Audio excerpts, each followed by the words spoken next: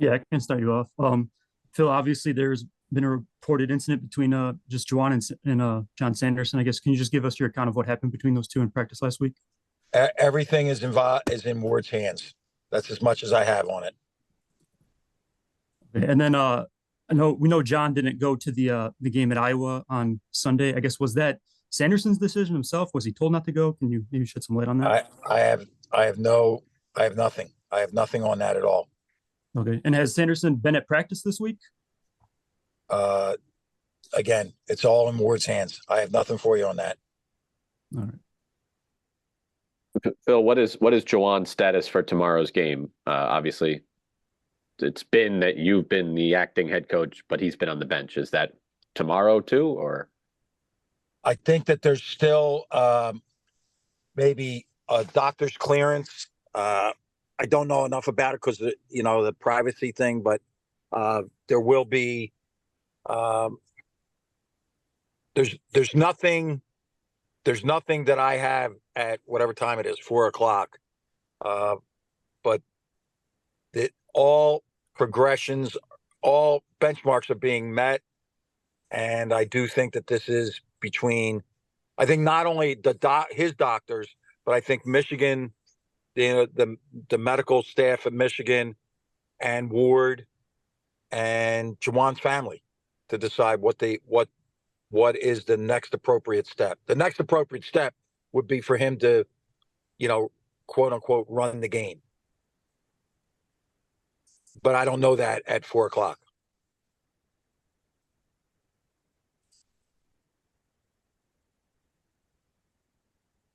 Anybody have? Hey, Phil. Tom mentioned before you were on that the team, their players were having a team meeting and they were meeting with Greg Harden later today. Was that something potentially inspired by this incident, or is Greg Harden a regular speaker to your team? Oh, Greg Harden is a regular speaker and featured with our team. And like we get a weekly calendar. It was on the calendar at the beginning of the week. So how it came about, or did I think it was unusual? I didn't think it was unusual. And we were not part of that. Staff was not part of that meeting, as would be normal. That's not something that's abnormal where, well, why weren't you in there? Or are you normally in there? When he speaks with them, that's their time. Hey, Phil, obviously this incident happened before you guys even went to the game on Sunday at Iowa. It didn't seem like it was a distraction for the players at all. I guess just how do you feel like they've handled it? I think the players' response was, I don't want to go exceptional, but I thought the players' response to being on the road, to bubbling, if that's the right word, if all that was bubbling, I thought it was just extraordinary. It spoke volumes about their growing maturity and their belief in each other, that you can win a road game. Road games are hard to win anyway. And in that setting, there was a certain air of desperation for Iowa. And so I was, as I stood on the sideline, I was really impressed with the response, the pure basketball response by these players.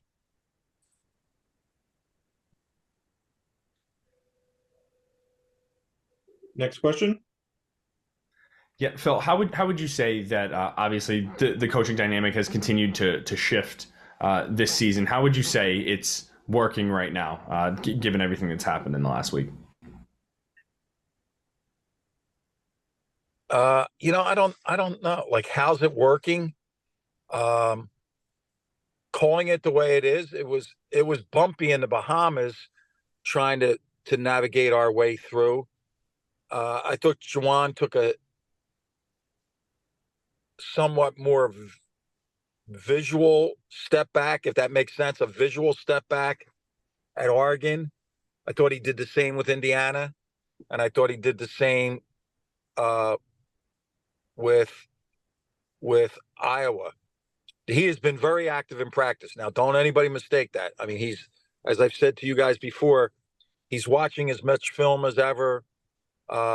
He engages in thought-provoking conversations with whoever scout it is. We as a staff meet every day for multiple hours, organizing practice, organizing game plan, breaking down the previous game. So I think the only thing that will change, and again, I can't say what his health will allow him to do, but he'll stand up and I'll sit down and I'm not going to say it's seamless, but he's very engaged. He's not a spectator. He's a participant and has been a participant for really, I can't even remember what was right before the Bahamas. But he was an active participant, even when he was not out on the court, in the Garden or Long Beach State. He was in the back and had his voice was heard and his hands were on the plan and the adjustments that we made in all those games. The Bahamas, it was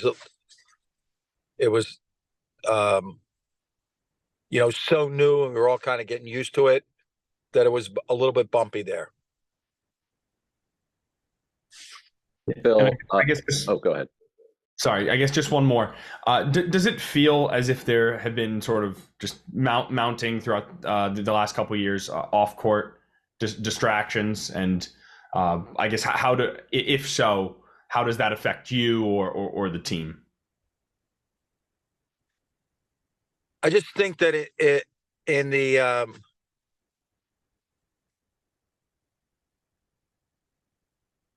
I think that if you live to the value that is out there and you say family, I think everybody's family on this call has had bumps along the way. They're just not public bumps. And certainly these are opportunities to grow, I think, closer. Not us against the world or any of that kind of stuff, but I think that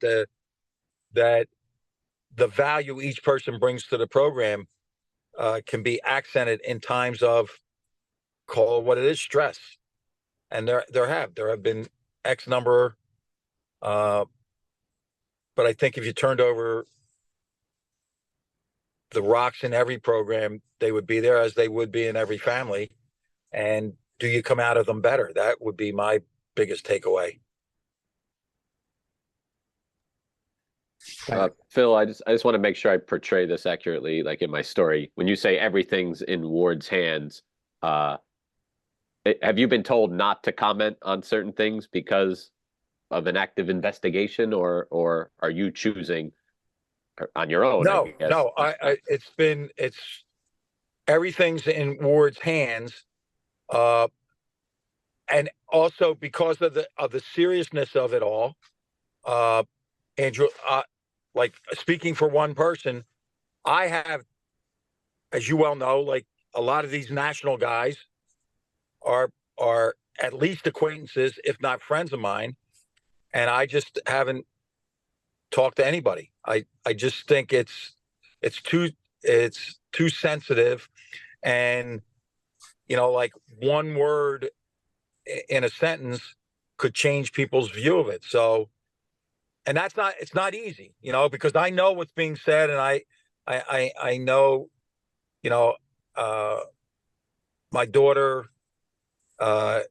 is very active, and she knows, and even with my own family, I just say, it's not, there's no benefit for me to comment. So when I was told that it's in Ward's hands, I said, that's the perfect answer. Like, I have no speculation. I have no expectations. I have no deadlines.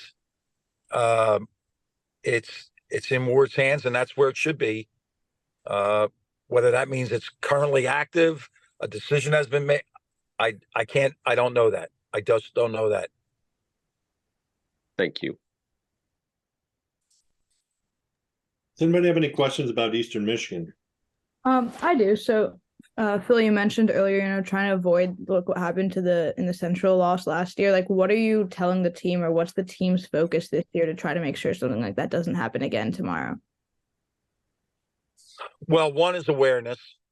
You have to acknowledge it. You have to acknowledge that the atmosphere will be a little bit down. You don't have the students. You have to acknowledge that exams are not a reason to not fully prepare. And you have to build off of what was a positive. Like a road Big Ten win was a really big deal. Taris Reed stepping forward was a really big deal. 6 guys in double figures was a really big deal. How did we get there? We got there by preparing. The same is true here. You have this is a tough. I'm not talking about the basketball, but when guys roll into Crisler and they would all like to wear the Michigan uniform, there's going to be a certain edge to them. And the way that they play, where they feature this young man, Akoff, like he is lacing his shoes up tomorrow with the intent of getting 30. And if he can get 30 and their goal is to get to 65, you're halfway there.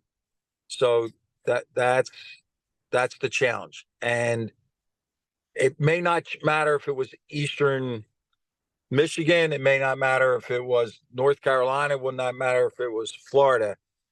Our purpose is that every day, every player get 1% better. And that includes the coaches. So we have to be a little bit better than we were in preparing them for Iowa. They have to play a little bit better. And you might say, well, where would that, pick and I'm just picking a play. Like Trey Jackson cannot get a technical foul. Whether he didn't say anything, according to him, he didn't say, no, that's not good enough. So that's across the board. Whatever happens in the game tomorrow, we can't have guys' minds being pulled away by, referees' calls. That's just an example. Turnovers have to go down. Fast break points have to go up. Transition defense has to stay as strong as it was against Iowa. So that's the message, that you stay to your values, which is 1% better every day.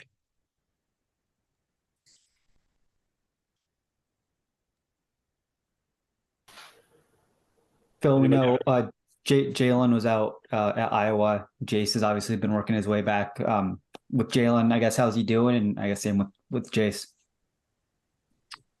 Jace had a second opinion with a doctor outside the area, and he's back now. I didn't hear that. I didn't hear he was not dressed for practice today. Jaylen was a full participant. He was a full participant. I'm trying to get my days. Today is Friday. Wednesday, he was dressed, no contact. Yesterday was dressed with some contact, and today he was a full participant. Thanks. So if you jump ahead and say, do you expect that he will be in the rotation unless something overnight where he doesn't feel right? That he would that would be the anticipation, yes, that he would play tomorrow.